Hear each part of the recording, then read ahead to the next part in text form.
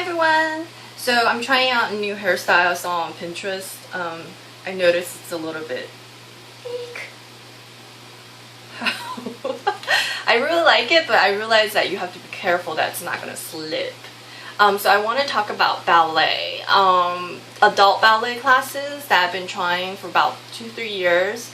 I know like a lot of people do yoga and I do Pilates. I did yoga about I think 5 years ago, and then I realized it was so hard on my wrist, and then everybody was just like, just push through it, and then a couple of my mom's friends, actually 2 of them, had surgery because of yoga because they hurt themselves. And I realized that, hey, you know, exercising shouldn't be that painful.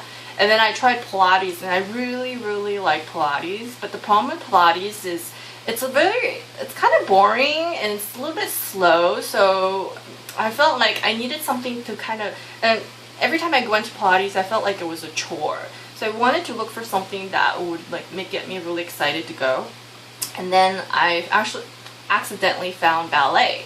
Now everybody thought, oh, ballet is so hard, you gotta be on your toes, on point. That's called on point, but which is not true for the first, 5-6 years unless you're professional. Basically you're on demi point, which is like you're really just on half, you're kind of like this in the class. You don't need to be on point, like all the way on point. So it's called demi point. And if you never did ballet, don't worry, you can find a class that will fit you to get you started. So the reason I like ballet is that it's very therapeutic. They put classical music in there, and usually I feel like classical music is really boring and dull and slow, but then when you're doing ballet with it, you're like, wow, this is really fast. You're gonna realize that, hey, I started to appreciate classical music when I started doing ballet. And ballet there's a couple components into it. There's memorization, which you gotta memorize what the teacher teaches you and do it again. And a lot of times you're doing the wrong arm and the wrong leg. The second thing is you have to have musicality, which is you're going to have to be on point, which is like you have to be doing it with rhythm with the music. So a lot of times when you start out, you have no musicality, and I'm usually like half a beat behind.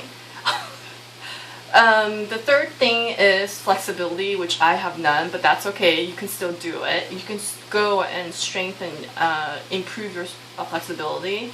The fourth is strength, and a lot of times you can see people can pull their leg above their head, or lift their leg, all the way up. I can only lift it like that much, but that's fine too. You can still go.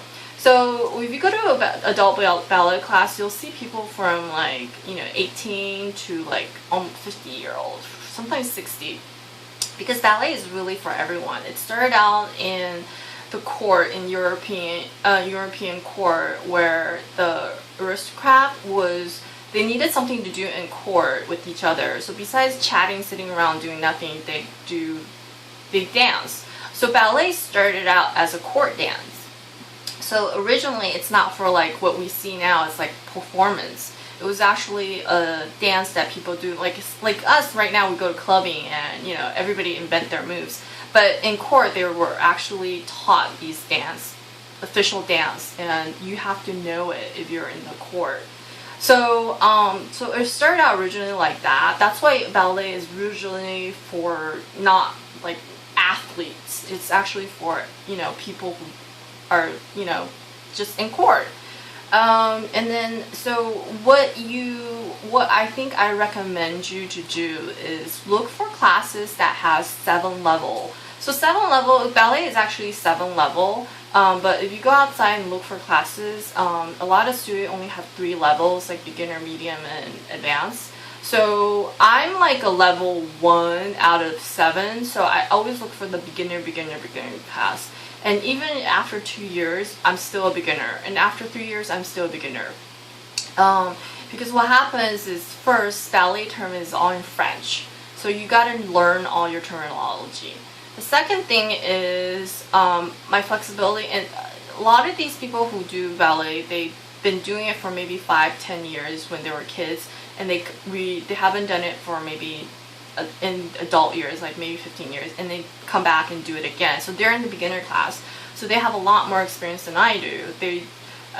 So for me to keep up with them, it's really tough. So, but don't be discouraged. There's also people who haven't done it, like me also, and everybody has their weakness. Like some people can't really follow the music. That's fine. Like for me, I have no flexibility, but don't worry about that. All you have to remember to do is bring a ballet slipper. This is about $15. Look online, and their sizing is quite different. This is Wonk, and I'm usually at 8.5, but the sizing for ballet slipper is very odd. This is 7C, and there's canvas material. This is a leather material. I like leather, but everybody's different. And the teacher I like is quite different from some of my girlfriends who do ballet for professional. They didn't like the teacher I like, they didn't like the studio I like, but I like the one that I like. It's pretty packed too, so it really depends on you, like what you prefer. So try a couple different classes. It's not like the gym where you pay like for an annual fee. You actually pay as you go. It's your drop-in class. So look for classes that are drop-in, and usually it ranges from $15 to $20. And there are studios throughout OC and LA. I like the class. The one I prefer is in OC in Costa Mesa.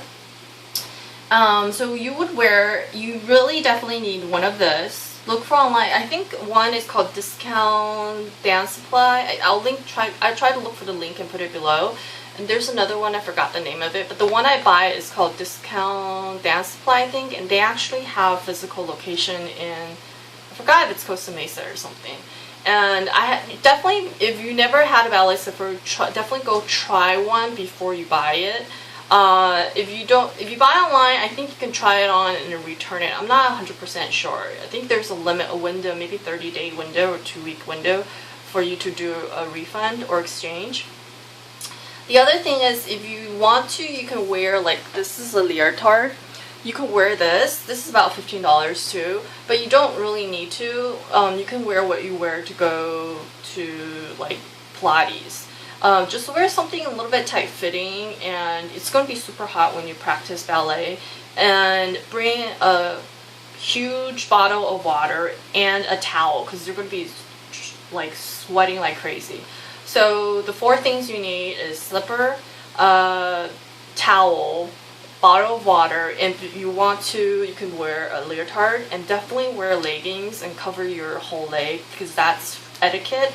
So the thing is, when you enter the studio, don't wear your normal street shoes. You have to wear a slipper to protect the floor. And the class is usually an hour and a half, an hour and 20 minutes, and the first 15 minutes is about you hold the bar and you work on your left and then your right side. And then after that, they do floor exercise, which you stand in the middle of the studio and you follow the teacher doing, practicing your balance and shifting your weight, and then also doing the move what the teacher is doing. So I really, really, really encourage you to try ballet, and I hope to see you guys soon in my ballet studios around OC. And I'm also doing it in Taipei, but the classes, there's not as much option as in LA. And all around the city there are adult ballet classes. Just Google it or look it on Yahoo. And I hope this will encourage you guys to try a new exercise, and I hope you would enjoy it as much as I did. Okay, I'll talk to you later. Bye.